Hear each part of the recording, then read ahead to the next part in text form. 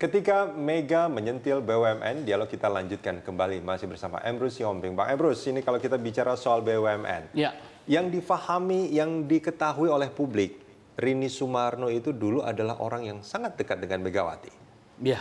Tapi kemudian ketika menjadi menteri, ini kok menteri yang paling banyak dikritik juga oleh partainya Bu Mega ini. Betul. Ada apa sebetulnya kalau menurut Anda sampai misalkan ya kemarin mengkritiknya luar biasa sebetulnya. BUMN harus dikembalikan ke konstitusi di depan orang yang menjadi dalam tanda kutip juga atasannya Rini Sumarno. Iya.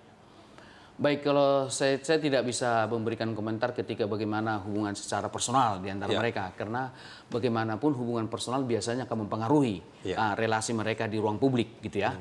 Saya terus terang harus jujur mengatakan bagaimana peristiwa hubungan personal mereka saya tidak tahu. Tetapi kalau saya mengamati dari yang terlihat di ruang publik seperti itu, bahwa kritik yang diberikan oleh Megawati masih berdasar kepada konstitusi sepanjang itu.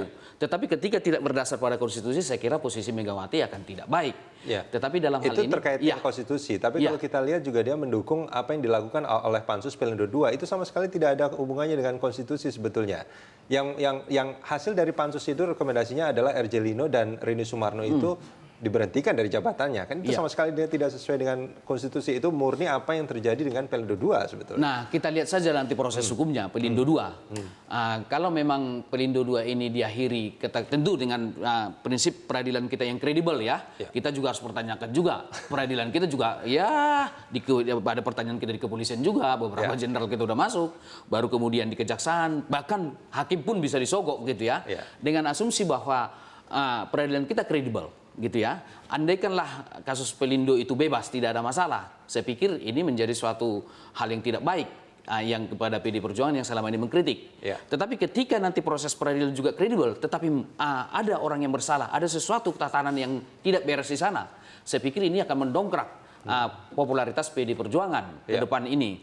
Nah, kita harus jujur mengatakan, Pak, bahwa hampir saya mengatakan gitu, hampir di semua instansi pemerintahan kita, baik sampai sekarang masih muncul itu, bahkan boleh jadi juga di BUMN saat tidak ada berbeda. Kalau kita lihat dialog-dialog yang ada di televisi, bahwa memang penyimpangan itu masih banyak kok. Jadi saya terus terang masih berhipotesa bahwa semua BUMN kita masih bermasalah. Kemarin kita melihat bahwa BUMN menjadi sapi perah dan lain-lain sebagainya. Tetapi justru sekaligus juga memang tidak sekedar pengelolaannya, tetapi komisaris-komisaris yang ada di sana jangan dropping dari partai juga. Supaya mereka ini lebih independen juga. Jangan nanti kita kritik BUMN, komisaris-komisaris adalah orang yang dari partai atau orang yang berkeringat ketika Pilpres kemarin. Itu yang terjadi sebetulnya kan saat itu ini jadi kan? masalah lagi, jadi lingkaran setan jadinya. Tapi itu tidak dikritik oleh Ibu Mega dan PDIP. Nah, oleh karena itulah saya melihat kan PDI melihat suatu kritik yang lebih makro. Secara detail ya saya kira urusan pemerintah. Atau terlalu fokus dengan BUMN? Saya kira karena memang pidato itu berbicara tentang BUMN, tapi kajian-kajian PD Perjuangan kita lihat saja nanti Rakernas, bahwa bagaimana mereka menyusun Rakernas mereka itu menyangkut soal pemerintahan-pemerintahan lain. Tetapi satu hal catatan saya melihat ketika Megawati pidato kemarin, saya saksikan sendiri mengatakan bahwa perlu kita susun suatu semacam garis-garis besar haluan negara. Tetapi Megawati mengatakan di sini dalam konteks makro. Artinya tidak BUMN itu berbasis kepada hanya ekonomi seperti Orde Baru kemarin. Tetapi ada semacam garis besar negara, haluan negara kita atau apapun namanya disebut, yang menyangkut tentang integritas, menyangkut tentang revolusi mental, menyangkut tentang katakanlah religius, keagamaan, dan menurut Megawati sangat bagus sekali. Menurut saya kagum dengan beliau, itu merupakan suatu negarawan, itu akan dirumuskan bersama oleh masyarakat, termasuk misalnya NU, Muhammadiyah, dan lain-lain sebagainya. Tidak hanya dipercayakan kepada melibatkan organisasi-organisasi masyarakat. Organisasi-organisasi sosial bersama-sama tentu diskusi informal kita tentu dimotori oleh MPR kita, bahwa ini menjadi merumuskan suatu garis-garis besar tentang haluan negara, sehingga setiap presiden kita nanti tidak berbeda visi misinya lagi. Setiap ganti presiden ganti lagi programnya, ganti lagi visi misinya, sehingga dengan demikian kapan Indonesia ini maju?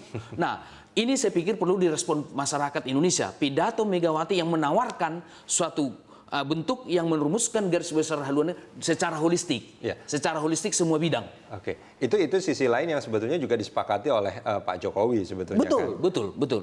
Nah, dari pidato Jokowi berikutnya saya mengamati itu, Jokowi juga setuju dengan itu. Dan ketika presentasi, bahkan saya melihat Joko Widodo berangkat daripada pemikiran itu, Joko Widodo sudah menerapkannya. Ya. Artinya apa? Dia telah melakukan salah satu diantaranya, negara harus hadir.